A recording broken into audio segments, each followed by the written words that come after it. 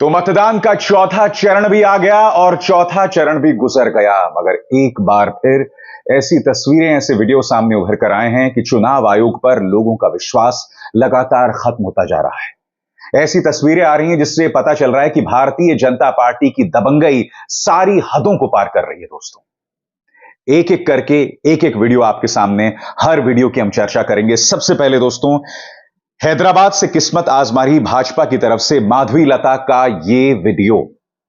इस वीडियो में देख सकती हैं कि कुछ औरतों ने बुर्का पहनी हुई हैं और माधवी लता उनके आई कार्ड्स देख रही हैं, उनके पहचान पत्र देख रही हैं। मैं आपसे एक सवाल पूछना चाहता हूं, माधवी लता किस हैसियत से उनका पहचान पत्र देख रही हैं?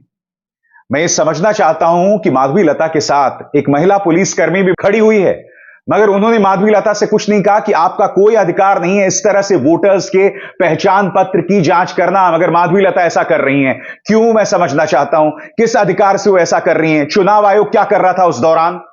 महिला पुलिस खड़ी हुई थी साहब वहां पर। अब बताया जा रहा है कि इनके खिलाफ एफआईआर दर्ज हो गई है, मगर इतनी हिम्मत कैसे आती है भाजपा के नेताओं में कि वो इस तरह से पोलिंग बूथ में घुसकर जो वोटर्स हैं उन्हें बरगलाते हैं। उस वीडियो का एक अंश देखिए दोस्तों, और उसके बाद मैं आपको माधवी लता का एक और वीडियो दिखाऊंगा जिसमें वो अधिकारियों को धमका रही हैं। पहले इस वीडियो को देखिए।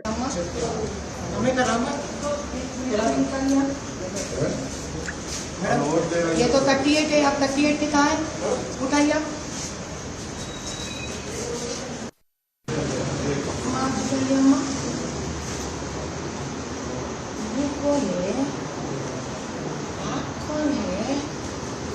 आपका दूसरा आधार कार्ड है आपका? हाँ, ये चाहिए। पहले बनाई से कितने साल पहले बना ये? मैं तो 38 ही होती है, मैं तो 44 इंटी वयस हो। बताइए, किस अधिकार से ये वोटर्स की पहचान को परख रही हैं? न ये चुनाव आयोग है, न ये सुरक्षा कर्मी है। बाय द वे, सुरक्षा कर्मी यानी सीआईएसएफ भी आपकी पहचान को नहीं परख सकते। कई ऐसे मामले आए हैं जहां सीआईएसएफ ने उनके वोटर आई कार्ड को देखा, और कुछ मामलों में, जैसा कि पिछले चरण के मतदान में हुआ था संभल में, उनके पहचान पत्र को भी फाड़ दिया गया। माधवी लता तो बहुत दूर की बात है, वो भाजपा की प्रत्याशी हैं। किस अधिकार से वो ऐसा कर रही हैं? और सिर्फ वहां पर नहीं रुकी माधवी लता, हैदराबाद की माधवी लता जो है, उसके बाद अधिकारियों को धमका रही थी। ये वीडियो देखिए।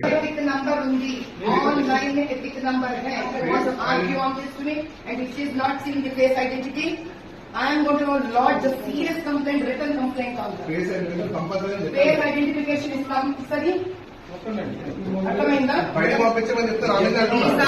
ఈసారి కనుక నీకు ఈసారి చేయడం నీ పని అబ్జెక్షన్ ఆపేయాలి. ఓటు అక్కడితో చెప్తావా చెప్పవా? I'm going to, he's going to stop the elections.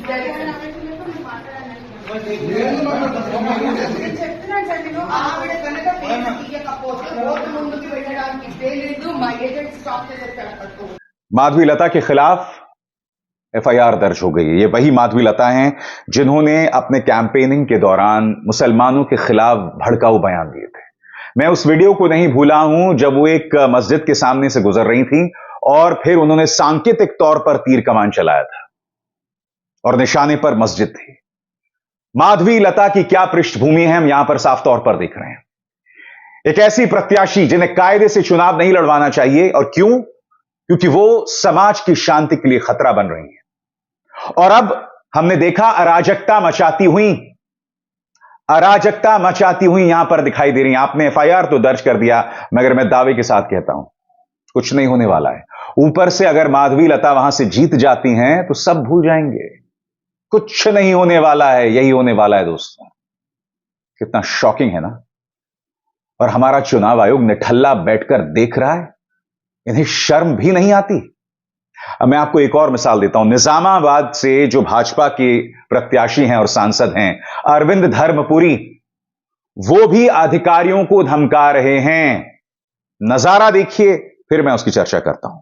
ఎట్లా తెలుస్తుంది మీకు? మీరు ఉల్టా నాకు చెప్తున్నారు ఏంటండి? మీ పేరేందండి? మరి ఏమి డ్యూటీ చేస్తున్నారా టైం పాస్ చేస్తున్నారా మరి అలా కాదండి మీరు ప్రిసైడింగ్ ఆఫీసర్ వాళ్ళు ప్రాబ్లం చేస్తున్నారు ఓటే చేస్తారా ఇప్పుడు మన ఓటరా కాదా ఎట్లా తెలవాలి మీకు మరి ఎట్లా తెలవాలండి మీకు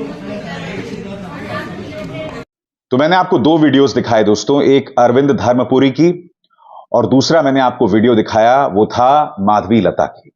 इन दोनों वीडियोस में आप देख रहे हैं किस तरह से अधिकारियों को धमकाया जा रहा है, जो लोग वोट दे रहे हैं उनको धमकाया जा रहा है। ये हो क्या रहा है?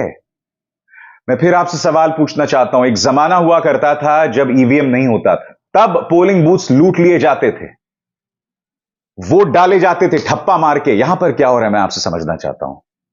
इस तरह से वोटर्स को बरगलाया जा रहा है। कई ऐसी शॉकिंग तस्वीरें आई हैं कि झुंड के झुंड लोग पहुंच गए वोट देने और वहां जाके उन्हें कहा गया नहीं अब वापस है, बाद में आइएगा। फर्रुखाबाद से तस्वीर आई है दोस्तों, उसकी मैं चर्चा करूंगा, मगर उससे पहले मैं आपको एक और वीडियो दिखाना चाहता हूं। बारामती से अपनी किस्मत आजमा रही हैं सुप्रिया सुले और उन्होंने यह वीडियो डाला है जिसमें वो दावा कर रही हैं कि 45 मिनट के लिए स्ट्रांग रूम जहां पर ईवीएम रखे गए थे, 45 मिनट के लिए सीसीटीवी खराब हो जाता है। मैं समझना चाहता हूं और चुनाव आयोग से जानना चाहता हूं कि इसकी क्या वजह है, क्योंकि हम चंडीगढ़ के मेयर चुनावों में यह नजारा देख चुके हैं। अनिल मसीह ने किस तरह से लोकतंत्र को तार-तार किया था वो नजारा हम देख चुके हैं। अब 45 मिनट के लिए उस कमरे का सीसीटीवी खराब हो जाना जहां पर ईवीएम रखे गए हैं, और यह कोई कार्यकर्ता नहीं उठा रहा है। बारामती से अपनी जो किस्मत आजमा रही हैं सुप्रिया सुले, वो इस मुद्दे को इस वीडियो के जरिए आजमा रही हैं, उठा रही हैं। चुनाव आयोग कर क्या रहा है दोस्तों, समझ में नहीं आ रहा है। क्या कर रहा है कुछ समझ नहीं आ रहा है। मैं आपको एक और वीडियो दिखाना चाहता हूं दोस्तों, यह फर्रुखाबाद का है। यह फर्रुखाबाद लोकसभा सीट की अलीगंज विधानसभा की बूथ संख्या 349 नंबर का जो है वीडियो है। समाजवादी पार्टी के एक एजेंट ने इस वीडियो को जाहिर किया है। इस वीडियो के मुताबिक कुछ लोग वोटिंग देने पहुंचते हैं और उन्हें रोक दिया जाता है और कहा जाता है आप बाद में आइए। क्यों ऐसा किया गया, पहले आप वीडियो देखिए, फिर मैं चर्चा करूंगा इसकी। कागज मैंने दिखाए तो मुझसे पहले यही कह दिया गया कि आप जाइए, अच्छा यही होगा।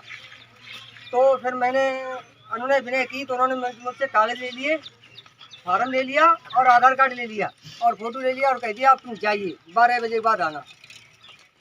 बोले 12 बजे के बाद पड़ ही जाएंगे वोट, फिर कौन जाएगा मेरे गांव का? कितने वोट हैं आपके गांव के? 350 वोट होंगे, 350 वोट होंगे। एक भी वोट उन्होंने डालने नहीं दिया। हम साइकिल के समर्थक हैं। 500 वोट है, 500 वोट समझाने गए, ये हमारे प्रधान जी हैं, समझाने गए उनको। मैं आपसे सवाल पूछना चाहता हूं दोस्तों, आखिर क्यों, क्या वजह है जो लोग मतदान करने आए उन्हें इस तरह से वापस भेज दिया गया? संभल में इसी तरह की ढेरों तस्वीरें सामने उभर कर आई थी।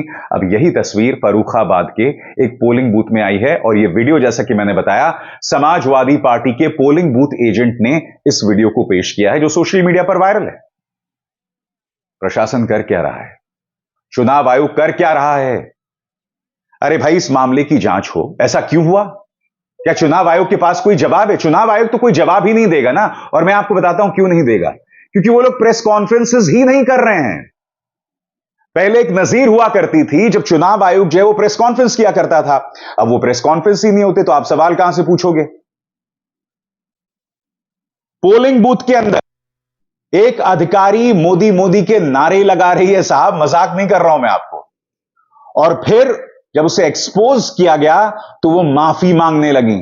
ये वीडियो देखिए और अपनी किस्मत पर रोइए कि 2024 के भारत में यह नजारा हो रहा है। नहीं, वो करना ही नहीं, इनने कबूल भी ली अपनी गलती, अपने मतलब नहीं इनको यार। आपने बोला कि नहीं बोला?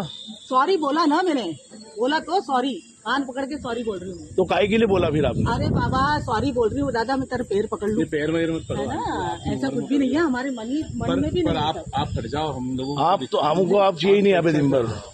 आप बोलते उनको क्या आप मतदान केंद्र को प्रभावित कर रहे हो, आप मोदी मोदी करके। अरे नहीं भैया, मोदी मोदी क्यों करेंगे हम? मैंने आंखों के सामने बोला, मैं खुद लाइन में लगा था। मैं क्यों बोलूंगी ऐसा? मेरा आंखों, आपने मेरे सामने नहीं बोला। हाँ, मैं खुद लाइन में लगा हुआ था। अरे बाबा सुनो तो सही। बोला कि नहीं बोला आपने बताओ। अरे बाबा गलती हो गई ना, वो भाई सहज निकला है, कोई हमारे को कोई किसी की कैंपेनिंग थोड़ी करनी है कोई। यही नहीं दोस्तों, मैं चाहूंगा कि आप भारत समाचार का यह वीडियो भी देखें जो आपकी स्क्रीन पर चल रहा है। खबर क्या है मैं पढ़ के सुनाना चाहता हूं। कहां छिप गए बीजेपी के गुंडे, लो में आ गया।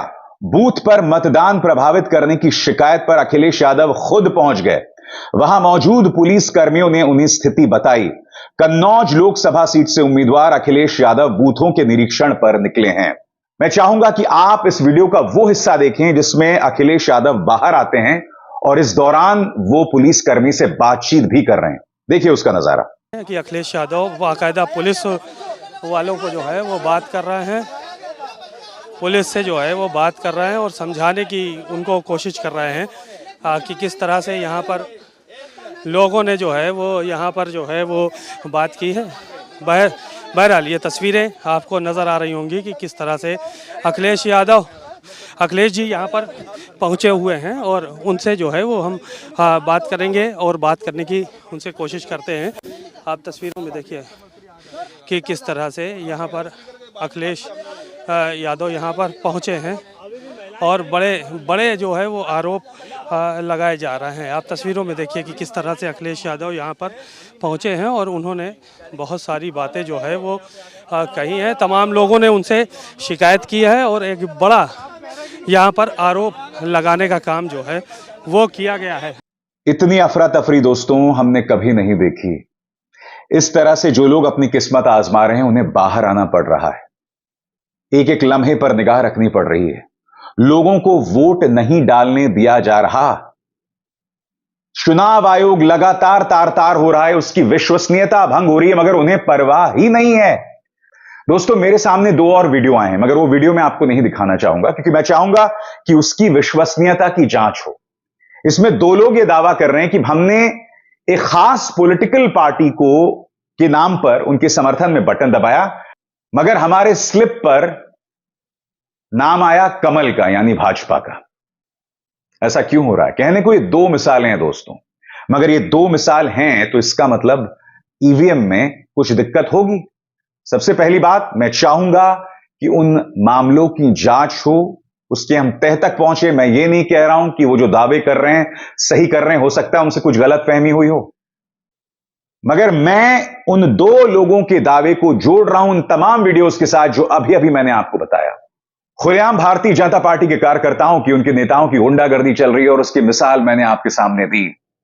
ऊपर से कुछ वोटर्स ये शिकायत कर रहे हैं कि उन्हें वोट नहीं देने दिया जा रहा। दो शिकायतें ऐसे आई कि हमने बटन कुछ और दबाया, नतीजा कुछ और निकला। ये सवालात हैं, इनके जवाब दिए जाने जरूरी हैं, इन्हें हम नजरअंदाज नहीं कर सकते। चुनाव आयोग को प्रेस कॉन्फ्रेंस करनी पड़ेगी, सवालों के जवाब देने होंगे। सवालों से मत बचिए क्योंकि सवालों से निकलते हैं जवाब, जवाबों से होता है सार्थक संवाद और सार्थक संवाद से निखरता है लोकतंत्र। बात आई समझ में? नहीं आई ना? चलिए इंतजार करते हैं 5वें चरण का, देखते हैं उस वक्त क्या क्या नहीं होता है। अभिसार शर्मा को दीजिए इजाजत। नमस्कार। स्वतंत्र और आजाद पत्रकारिता का समर्थन कीजिए, सच में मेरा साथी बनिए। बहुत आसान है दोस्तों, इस ज्वाइन बटन को दबाइए और आपके सामने आएंगे ये 3 विकल्प, इनमें से एक चुनिए और सच के इस सफर में मेरा साथी बनिए।